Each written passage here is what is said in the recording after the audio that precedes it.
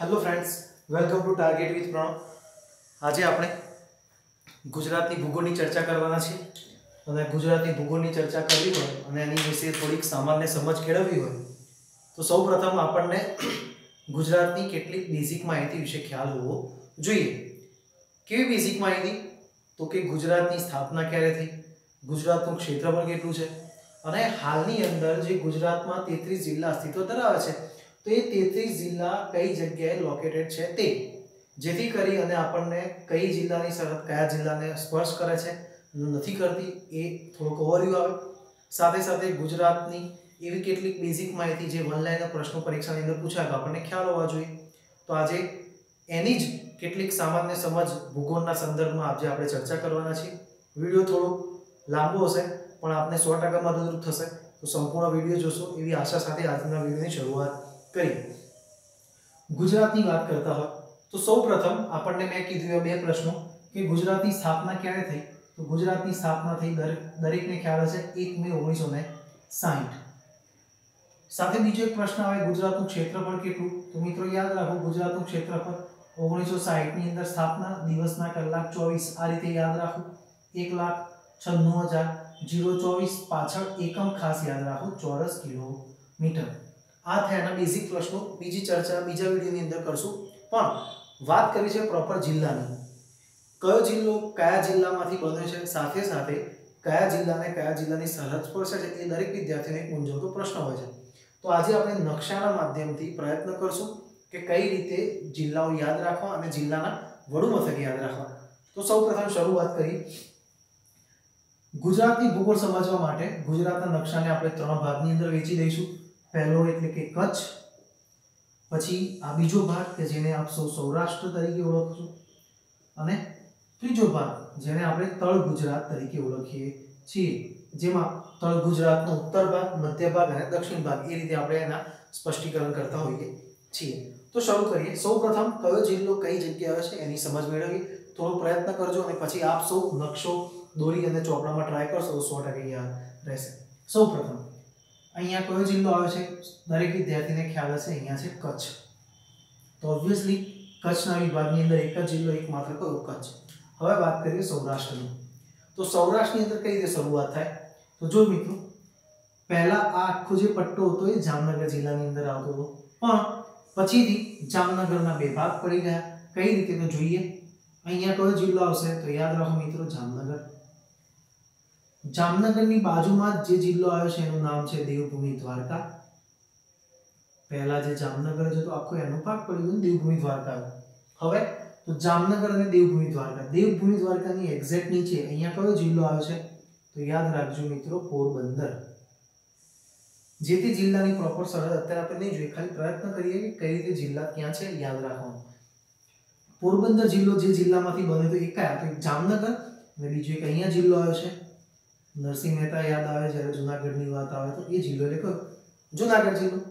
હવે જૂનાગઢમાંથી એક જિલ્લો નવો બન્યો, પણ યાદ શું રાખવાનું અથવા સમજવાનું શું કે જૂનાગઢનો ઉપરના ભાગમાંથી બન્યો છે કે નીચેના ભાગમાંથી. તો મિત્રો યાદ રાખો, જૂનાગઢનો નીચેના ભાગમાંથી એક જિલ્લો બન્યો અને જેનું નામ શું આપ્યું આપણે, ગીર સોમનાથ. હવે ગીર સોમનાથની બાજુમાં કયો જિલ્લો તો યાદ રાખો, ગીર સોમનાથની બાજુમાં કયો છે, અમરેલી. અમરેલી થોડાક આગળ આવીએ એટલે અહીંયા ગોહિલવાડ ભૂમિ જે મેદાની પ્રદેશની અંદર આપણે ભણશું એ જિલ્લો એટલે કયો, ભાવનગર. હવે ભાવનગર જિલ્લામાંથી એક જિલ્લો અહીંયા અલગ પડ્યો, પણ યાદ શું રાખવાનું, સરહદ યાદ રાખી હોય ત્યારે કે ભાવનગરમાં ઉપરનો ભાગ અલગ થયો અને એ જિલ્લો એટલે કયો, એ જિલ્લો એટલે મિત્રો બોટાદ. બોટાદથી થોડાક આગળ આવો એટલે અહીંયા તમને જોવા મળે સુરેન્દ્રનગર.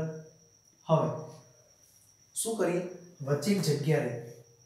ભૌગોલિક પ્રદેશની વાત કરીએ તો અમુક ઉપનામ પૂછાય કે સૌરાષ્ટ્રની આન બાન ને શાન કયો જિલ્લો છે તો યાદ રાખજો મિત્રો, રાજકોટ, કે જે સૌરાષ્ટ્રના સેન્ટરની અંદર જ બેઠેલું છે.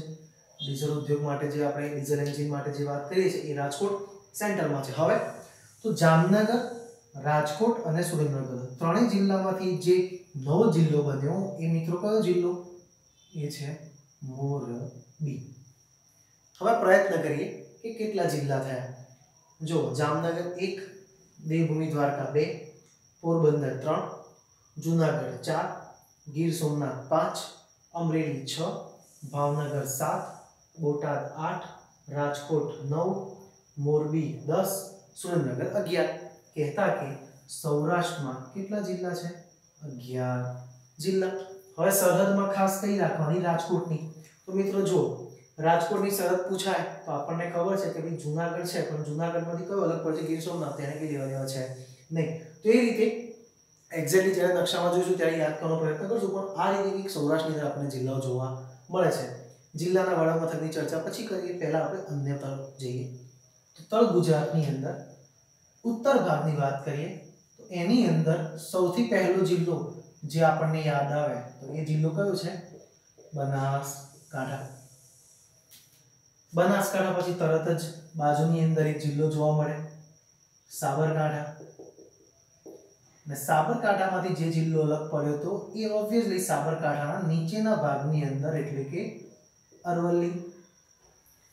3 ઉભા યાદ રાખશું: બનાસકાંઠા, સાબરકાંઠા અને અરવલ્લી. હવે 4 આડા જે હાઈવેના સંદર્ભની અંદર પણ આપણે યાદ રાખી શકીએ. તો સૌપ્રથમ જેના પટોળા પ્રખ્યાત છે એ પાટણ. પાટણ પછી તરત જ અહીંયા આવશે મહેસાણા. મહેસાણા આવે એટલે અત્યારે ગુજરાતનું વર્તમાન પાટનગર એની બાજુની અંદર એટલે કે ગાંધીનગર. અને ગાંધીનગર આવે એટલે ગુજરાતનું પ્રથમ પાટનગર કયું હતું? તો એ કયું છે? અમદાવાદ. તો અમદાવાદ ક્યાં આવશે? અહીંયા અમદાવાદ. જો મિત્રો બનાસકાંઠા, સાબરકાંઠા અને અરવલ્લી. બીજા 4 યાદ રાખે કયા? પાટણ, મહેસાણા, ગાંધીનગર અને અમદાવાદ. હવે તો એકદમ ઈઝી છે. જો જેવા નીચે આવો એટલે આવે ખેડા. ખેડા અને ગાંધીનગર એવા જિલ્લા છે જેની સરહદ મિત્રો વારંવાર પૂછાય છે. તો યાદ રાખો ખેડા કંઈક અહીંયા લોકેટેડ છે. ખેડાની બાજુમાં તમે જાઓ એટલે તમને જોવા મળે પંચમહાલ. અને પંચમહાલની બાજુમાં જેવા જાઓ એવું તરત અહીંયા કયો જિલ્લો આવશે? દાહોદ. ઘણા ગોધરાને જિલ્લો બનાવતા હોય છે, પણ મિત્રો યાદ રાખો એ વડુ મથક છે પંચમહાલનો, એ જિલ્લો છે નહીં. હવે આ જે ભાગ વધ્યો એ કયો? તો ખેડા અને પંચમહાલમાંથી એક જિલ્લો બન્યો મહીસાગર. ક્લિયર? 4 કયા યાદ રાખે? પાટણ, મહેસાણા, ગાંધીનગર અને અમદાવાદ. 4 આડા કયા યાદ રાખે? ખેડા, પંચમહાલ, દાહોદ અને ખેડા પંચમહાલમાંથી કયો? મહીસાગર. હવે તો જો મિત્રો ખેડામાંથી એક જિલ્લો અહીંયા આવ્યો અને એ જિલ્લો કયો આવશે? આણંદ. આણંદ આવે એટલે પ્રશ્ન 2 ખાસ યાદ રાખો. એક તો અમૂલ ડેરી ક્યાં? આણંદ. અમૂલનું આખું નામ ખાસ યાદ રાખજો મિત્રો. અમૂલનું આખું નામ આણંદ મિલ્ક યુનિયન લિમિટેડ. સાથે સાથે બીજો એક પ્રશ્ન પૂછાય છે, એનડીડીબી નું વડુ મથક કયું? ઘણીવાર આપણને એમ થાય કે ભાઈ આવું તો ગુજરાતમાં ના હોય, જ્યારે ઓપ્શનમાં મુંબઈ, કલકત્તા એવું આપ્યું હોય, પણ યાદ રાખજો એનડીડીબી નું વડુ મથક ક્યાં છે? આણંદની અંદર. હવે જે જિલ્લાઓ છે ને એ મિત્રો 2 ની જોડમાં આવશે, જેથી કરીને 3 એક જોડ આવશે જે આપણને યાદ રાખવા ઘણી સરળતા રહેશે. અહીંયા આવે સંસ્કાર નગરી વડોદરા. વડોદરાની બાજુની અંદર જ આવે છોટા ઉદેપુર. વડોદરા છોટા ઉદેપુર, તો એની સામે તરત જ કાનમ પ્રદેશ યાદ આવે એટલે ભરૂચ. ભરૂચની બાજુમાં ઓબ્વિયસલી નર્મદા નદી પરથી નર્મદા. ડાયમંડ નગરી ભરૂચના નીચે સુરત. બાજુમાં લખ્યા છે મિત્રો કનેક્ટેડ તો હશે જ, એટલે સરહદમાં કોઈ પ્રશ્ન થાય નહીં, યાદ રાખી શકીએ. સુરતની બાજુમાં તો ઓબ્વિયસલી શું આવશે? તાપી. તાપીના નીચે જ અહીંયા શું આવશે? ડાંગ. સુરતના નીચે અહીંયા આવશે નવસારી. અને લાસ્ટ મિત્રો કયો જિલ્લો આવશે? વલસાડ. ફરીથી વડોદરા છોટાઉદેપુર, ભરૂચ નર્મદા, સુરત તાપી, નવસારી ડાંગ અને લાસ્ટમાં કયું? વલસાડ. જિલ્લાઓ ક્લિયર? હવે જોઈ લઈએ કેટલા છે. 1 2 3 4 5 6 7 8 9 10 11 12 13 14 15 16 17 18 19 20 ને 21. કહેતા કે અન્યમાં કેટલા થયા? તળ ગુજરાતના ભાગમાં થયા 21. ટોટલ સરવાળો માળો એટલે મળી જાય 33. મતલબ કે આપણે સાચા છીએ. અને સાથે સાથે એ કે આપણને જિલ્લા અને લોકેટેડ ક્યાં છે નકશાના આધારે સમજવાનો પ્રયત્ન કર્યો. તો જિલ્લાઓ યાદ રાખજો. હવે શું પૂછાય પરીક્ષામાં, તો જે તે જિલ્લાનું વડું મથક. હવે વડું મથક ઘણા મિત્રો જે સારી એવી તૈયારી કરતા હોય કે ભાઈ આ તો આવડે છે, પણ છતાં જ્યારે અમુક વાર છે નથીમાં ભૂલ કરતા હોય છે, તો એકવાર જે નવા મિત્રો છે એ માટે શાંતિથી એકવાર જોઈ લઈએ. કચ્છ, તો કચ્છનું વડું મથક છે મિત્રો કયું? ભુજ. હવે આવીએ સૌરાષ્ટ્ર તરફ. તો સૌરાષ્ટ્રના ટોટલ કેટલા જિલ્લા કીધા આપણે? 11. 11 માંથી માત્ર 2 જિલ્લા એવા છે કે જેના વડું મથક અલગ છે, બાકીના સેમ છે. મતલબ કે આપણે માત્ર કયા યાદ રાખશું? 2. કયા જોઈએ? જો મિત્રો, મોરબીનું મોરબી છે, જામનગરનું જામનગર. હા, દેવભૂમિ દ્વારકા, તો દેવભૂમિ દ્વારકાનું કયું છે? હમણાં એક સોંગ આવ્યું છે ને, લેજા લેજા રે, એમાં આપણે શું યાદ રાખવાનું? દેજા દેજા રે, દેજા, જામ ખંભાળિયા. ઓકે, આ થયું દેવભૂમિ દ્વારકાનું. પોરબંદરનું પોરબંદર, જૂનાગઢનું જૂનાગઢ, ગીર સોમનાથ. ગીર સોમનાથનું મિત્રો યાદ રાખજો કયું છે? વેળાવળ. ભૂલથી ઓપ્શનમાં વેળાવદર આપ્યું હોય, ગમે તેટલી ઉતાવળ હોય, પણ શાંતિથી વાંચી ટીક શું કરજો? વેળાવળ. ઘણા મિત્રોને ઉતાવળ હોય એટલે વેળાવદર ટીક કરી ના, અને પછી ઘરે આવીને ખબર પડે કે ઓહો આ તો ભૂલ કરી, પણ એ વખતની કઈ ભૂલ કામની છે નહીં. તો ગીર સોમનાથનું વેળાવળ. હવે વેળાવળનો મિત્રો એક પ્રશ્ન પૂછાય છે, સર્વેમાં પણ પૂછાયો હતો અને બીજી પરીક્ષામાં પણ પૂછાયો, તો યાદ રાખજો. વેળાવળ એટલે ગુજરાતનું એવું પૂછાય કે સૌથી મોટું મત્સ્ય કેન્દ્ર કયું? તો તમારે શું ટીક કરવાનું? વેળાવળ. એક પ્રશ્ન અત્યારે પણ આપણે જોઈ લીધું જેથી કરીને તમને ખ્યાલ રહે.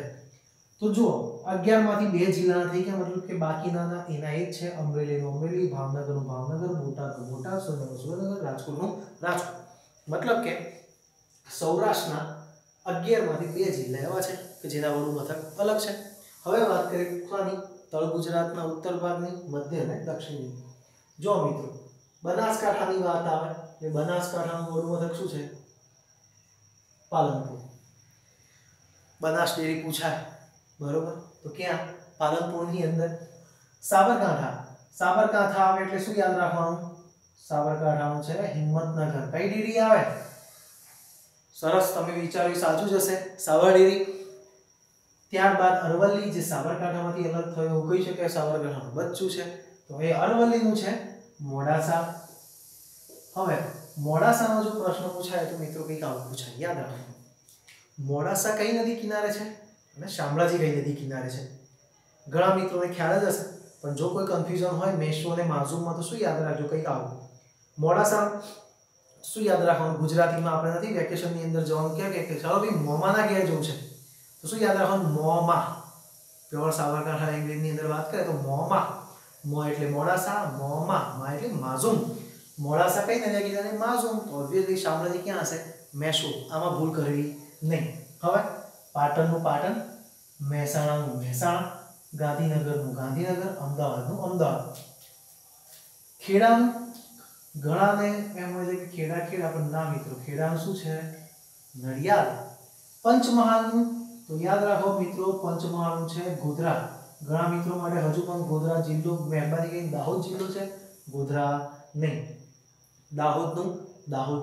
મહીસાગરનું, મારી મહીસાગર में आने ढोल वागे છે ને મસ્ત ગીત. તો મહીસાગરનું શું છે? લુણાવાડા.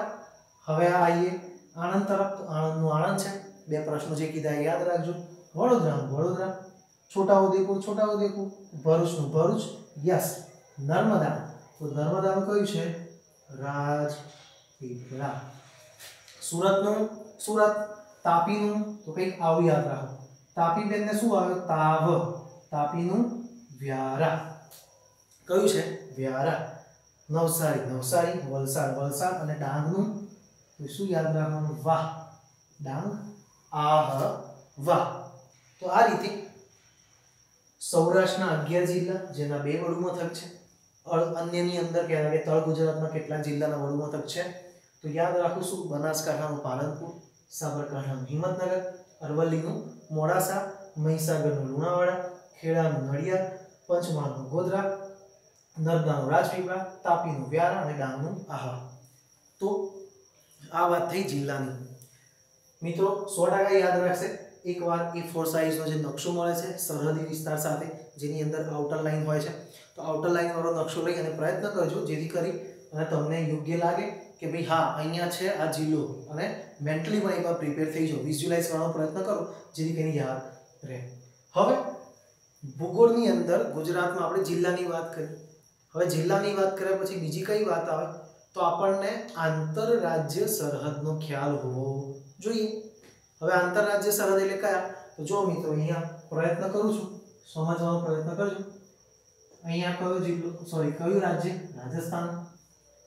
અહીંયા મધ્યપ્રદેશ અને અહીંયા મહારાષ્ટ્ર. હવે પરીક્ષામાં પહેલા પૂછાય એ પ્રશ્નો જોઈએ, સોરી પ્રશ્નો તો જોઈએ પણ એ પહેલા આપણે કયા જિલ્લા સ્પર્શે છે એની વાત કરીએ. તો રાજસ્થાનની વાત આવે ને તો મિત્રો શાંતિથી આવું યાદ રાખો. જો અહીંયા આખા નામ લખ્યા છે એટલે હું વન લાઈન અહીંયા ખાલી એક જ શબ્દ લખું છું. એક કયો જિલ્લો રે? સાબરકાંઠા. બીજો કયો આવે?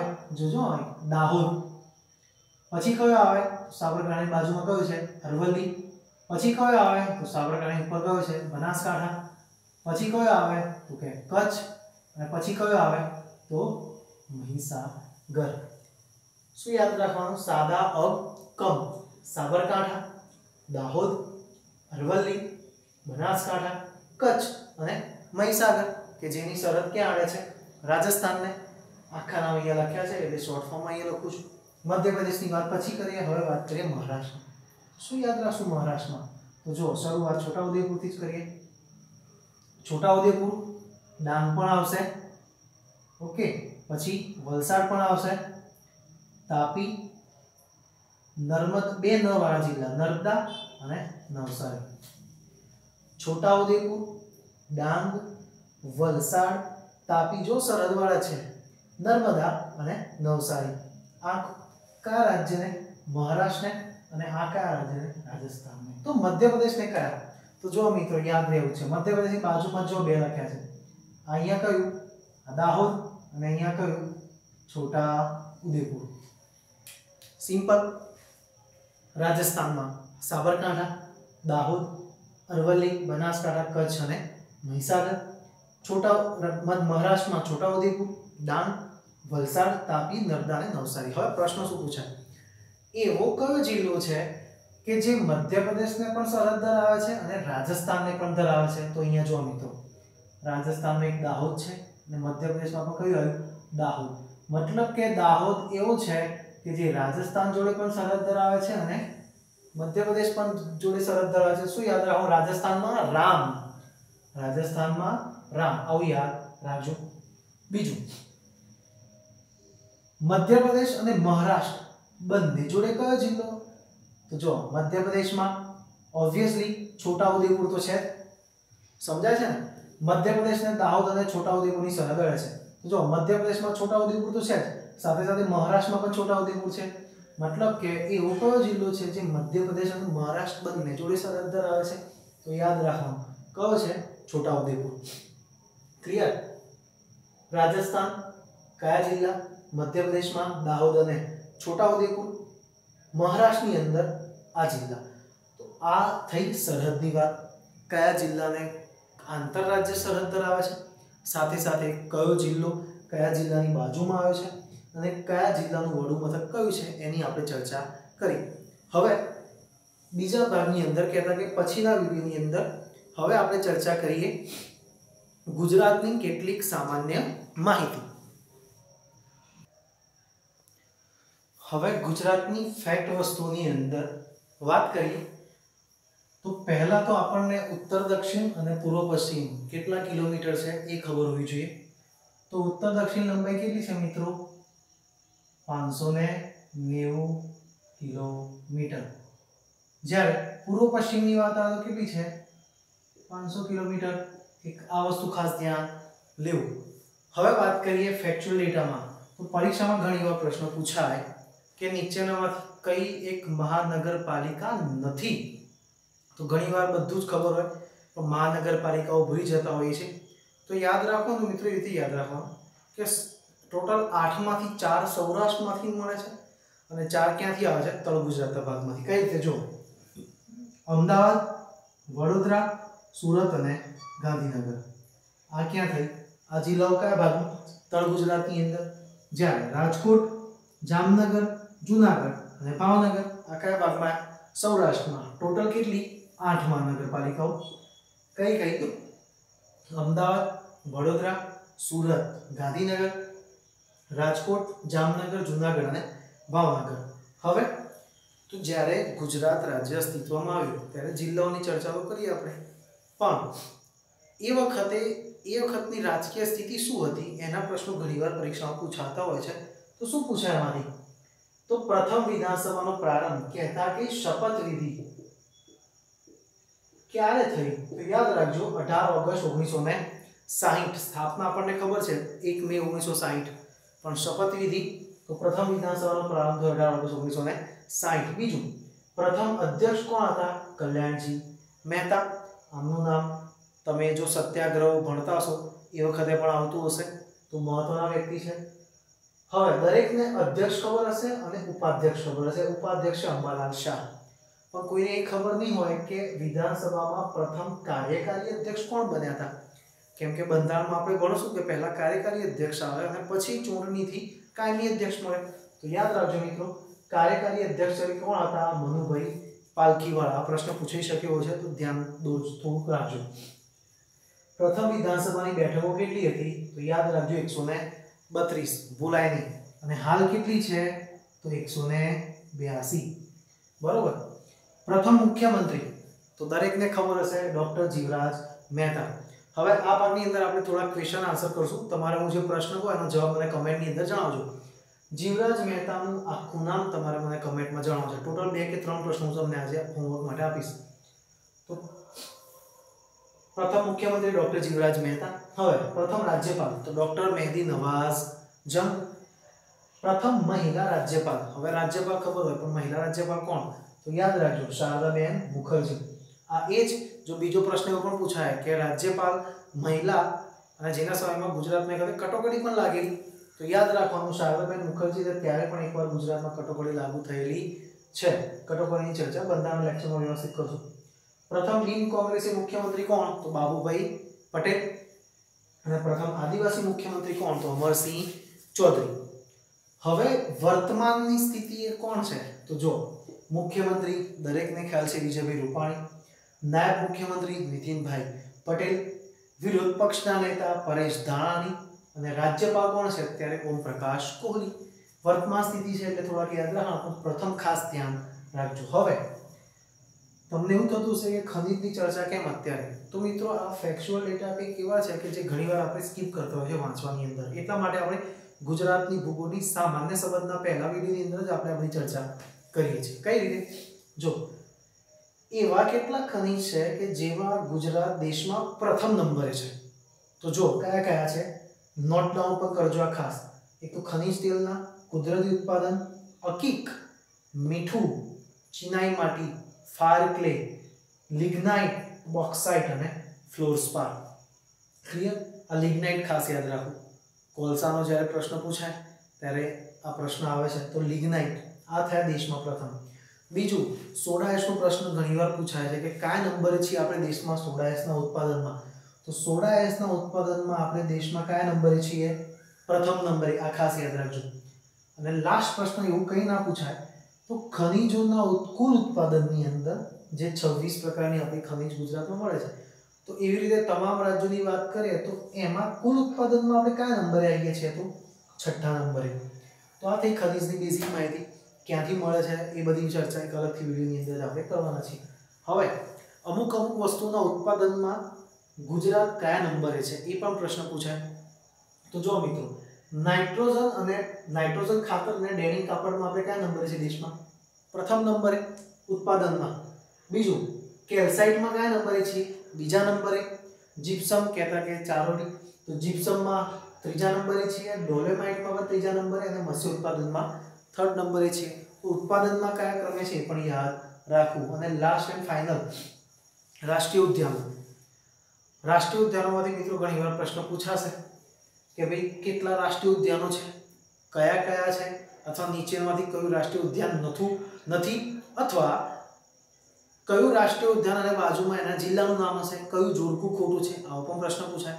તો મિત્રો અહીંયા મેં 4 નામ લખ્યા છે. તમારે શું કરવાનું છે? તો તમારે આ જે રાષ્ટ્રીય ઉદ્યાન છે, એક નંબરમાં ગીર રાષ્ટ્રીય ઉદ્યાન, પછી કાળિયાર રાષ્ટ્રીય ઉદ્યાન કહેતા કે બ્લેકબક નેશનલ પાર્ક, વાંસદા રાષ્ટ્રીય ઉદ્યાન અને સામુદ્રિક કહેતા કે દરિયાઈ રાષ્ટ્રીય ઉદ્યાન. આ 4 રાષ્ટ્રીય ઉદ્યાનની વાત થઈ. તમારે મને કમેન્ટની અંદર જણાવવાનું કે આ કયા જિલ્લાની અંદર આવેલા છે. કેમ કે ઘણીવાર જોડકામાં પ્રશ્ન પૂછાય તો એકવાર જરા શોધી લેશો અથવા જોશો તો કાયમ માટે યાદ રહી જશે. તો કમેન્ટની અંદર તમે મને આ રાષ્ટ્રીય ઉદ્યાનો કયા જિલ્લામાં આવે છે એ પણ જણાવજો. તો આ વાત થઈ ગુજરાતના ભૂગોળના સંદર્ભમાં કેટલીક સામાન્ય સમજની. હવે ફરીથી બીજી કેટલીક માહિતી છે ગુજરાતની એ પણ આપણે જોઈ લઈએ. હવે પરીક્ષાની અંદર એવું પૂછાય કે સૌથી વધુ તાલુકા ધરાવતો જિલ્લો કયો? તો કયો યાદ રાખશું? બનાસકાંઠા, જે દરેક વિદ્યાર્થીને ખ્યાલ હશે. માત્ર એક જ જિલ્લા સાથે સરહદ ધરાવતો જિલ્લો. દરેક જિલ્લાની આજુબાજુ અલગ અલગ જિલ્લાઓ આવ્યા હોય એના જોડે સરહદ ધરાવતો હોય. કેટલાક 2 જોડે, કેટલાક 3 જોડે. પણ એવો કયો જિલ્લો છે જે માત્ર એક જ જિલ્લા જોડે સરહદ ધરાવે છે? તો કયો છે? વલસાડ, જે નવસારી જોડે જ માત્ર સરહદ ધરાવે છે. બીજું, નદીઓના નામ પરથી બનેલા જિલ્લાઓ. યાદ રાખજો મિત્રો, પરીક્ષામાં પૂછાય 5 એવા જિલ્લાઓ છે જે નદીના નામ પરથી બનેલા છે. કયા કયા? બનાસ પરથી બનાસકાંઠા, તાપી નદી પરથી તાપી, નર્મદાથી નર્મદા, સાબરમતીથી સાબરકાંઠા અને મહીનું મહીસાગર. બનાસકાંઠા, તાપી, નર્મદા, સાબરકાંઠા અને મહીસાગર કે જે નદીના નામ પરથી બનેલા જિલ્લાઓ છે. હવે પરીક્ષામાં એવું પૂછાય કે પંચાયતી રાજનો અમલ ક્યારે થયો? તો 1 એપ્રિલ 1963. એ સમયે મુખ્યમંત્રી કોણ હતા? ડોક્ટર જીવરાજ મહેતા. ત્યારબાદ આપણો સાક્ષરતા દર કેટલો છે? ઘણીવાર એકચ્યુઅલી પુરુષ અને મહિલા એ પણ અલગ અલગ હોય છે, પણ સંયુક્ત સાક્ષરતા દર પૂછાય પરીક્ષાની અંદર પૂછાશે. તો યાદ રાખજો 78.03 કહેતા કે 78.3% આપણો સાક્ષરતા દર છે. હવે વિસ્તારની દ્રષ્ટિએ કયો જિલ્લો? મોટો જિલ્લો. તો એમાં કોઈ પ્રશ્ન ન હોય આપણને. કયો છે? ઓબ્વિયસલી કચ્છ. પણ વિસ્તારની દ્રષ્ટિએ નાનો જિલ્લો પૂછાય તો કયો આવશે? ડાંગ. વસ્તીની દ્રષ્ટિએ પણ નાનો પૂછે તો કયો આવશે? ડાંગ. હવે સૌથી વધારે વસ્તી ગીચતા ક્યાં જોવા મળે છે? સુરતમાં. ઓછી વસ્તી ગીચતા ક્યાં જોવા મળે? તો જેનો વિસ્તાર વધારે હોય, લોકો ઓછા રહેતા હોય તેવું કયું છે? કચ્છ. પરીક્ષામાં પૂછાય એવો પ્રશ્ન, જાતિ પ્રમાણ. ગુજરાતનું જાતિ પ્રમાણ કેટલું છે? તો યાદ રાખજો મિત્રો, કેટલું છે? 919. કહેતા કે દર 1000 પુરુષોએ કેટલી સ્ત્રીઓ છે, કેટલી મહિલાઓ છે? તો દર 1000 એ કેટલી છે? 919. હવે આ કેટલાક પ્રાચીન નામ કે જે પરીક્ષામાં પૂછાય. એમાંનું પહેલું કે પ્રાચીન સમયની અંદર લગભગ 9મી 10મી સદીની આજુબાજુની આપણે વાત કરીએ છીએ. તો પ્રાચીન સમયમાં દક્ષિણ ગુજરાત માટે કયો શબ્દ વપરાતો હતો? તો યાદ રાખજો, દક્ષિણ ગુજરાત માટે કયો શબ્દ વપરાતો હતો? લાટ. ટોલોમીનું પુસ્તક, એની અંદર લાટિકા એવો શબ્દ આપણને જોવા મળે છે. તો એના પરથી કહી શકીએ કે દક્ષિણ ગુજરાત માટે કયો શબ્દ વાપરતો હશે? લાટ પ્રદેશ. હવે વેળાવળ.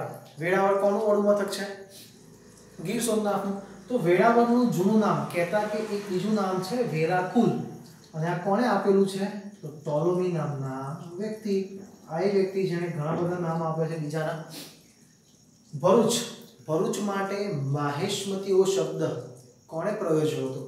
તો સાહિત્યકાર અને પ્રખર રાજકારણી કનૈયાલાલ માણેકલાલ મુનશી. યાદ રાખજો, ભરૂચ માટે માહેશ્મતી શબ્દ કોણે પ્રયોજ્યો? કનૈયાલાલ માણેકલાલ મુનશી. હવે મહી નદી વિશે 2 નામ છે. મહી, એક તો મોફિસ અને મહિન્દ્રી. તો મહી નદીને મોફિસ એવું નામ કોણે આપ્યું? ટોલોમી. જ્યારે મહી નદી માટે મહિન્દ્રી એવો શબ્દ પ્રયોગ કોણે કર્યો તો? અલબરુની. ફરીથી સિમ્પલ યાદ રાખવાનું, દક્ષિણ ગુજરાત માટે કયો શબ્દ વપરાયો? લાટ પ્રદેશ, જે લાટિકા પુસ્તકની લાટિકા એવો શબ્દ એના પુસ્તકમાં વાપરેલો છે. વેરાવળનું જૂનું નામ છે વેરાકુલ. કોણે આપ્યું? ટોલોમી. ભરૂચ માટે માહેશ્મતી શબ્દ કોણે વાપર્યો? કમા મુનશી. મહીના 2 નામ, મોફિસ અને મહિન્દ્રી. મોફિસ કોણે આપ્યું? ટોલોમી. અને મહિન્દ્રી કોણે આપ્યું? તો યાદ રાખવું, અલબરુની. તો મિત્રો આ રીતે ગુજરાતની ભૂગોળમાં જો સામાન્ય સમજની વાત કરીએ તો કંઈક આટલી વસ્તુઓ કવર થાય. હવે ઘણા એવો પ્રશ્ન થાય કે બીજી બધી વસ્તુઓ. તો મિત્રો આ થયો આપણો પહેલો વિડીયો. હવે બીજા જે ગુજરાતના ભૂગોળના વિડીયો મૂકશું એની અંદર આપણે બીજા ટોપિકની અંદર અક્ષાંશ અને રેખાંશની વાત કરશું, પછી ગુજરાતના ડુંગરાળ પ્રદેશ લઈશું, ત્યારબાદ નદી તંત્ર લઈ લઈશું, નદી તંત્ર પત્યા પછી અગત્યના ખનિજો કે જ્યાંથી મળી આવે છે, પછી અભયારણ્યોની ચર્ચા કરશું અને એ પણ આ રીતે નકશા કહેતા કે મેપિંગની મદદથી આપણે યાદ રાખવાનો પ્રયત્ન કરશું. તો ગુજરાતી ભૂગોળ ક્યાંક ને ક્યાંક આપ સૌને એક સરળ સબ્જેક્ટ, ઇઝી સબ્જેક્ટ આપ સૌના માટે બની જશે. જો આપને આ વિડીયો ગમ્યો હોય તો લાઈક કરજો, આપના મિત્રોમાં પણ શેર કરજો અને ચેનલ પણ જો સબસ્ક્રાઇબ ના કરી હોય તો ચેનલ સબસ્ક્રાઇબ કરજો, જેથી કરીને આ જે વિડીયો છે એ આપ સૌને મળતા રહે. તો બીજા વિડીયો સુધી મળીએ, ત્યાં સુધી સર્વને જય હિન્દ, જય ભારત.